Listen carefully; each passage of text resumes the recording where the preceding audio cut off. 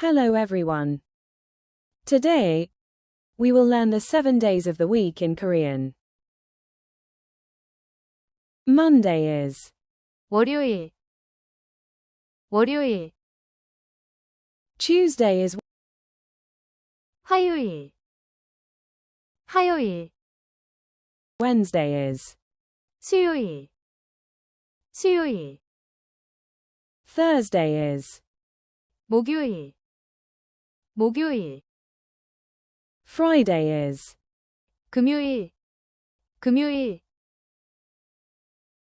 Saturday is 토요일, 토요일, Sunday is 일요일, 일요일. A useful tip. All Korean day names end with 요일, which means day. Practice these words every day, and you'll remember them quickly. Thanks for watching. Don't forget to like, share, and subscribe for more Korean lessons.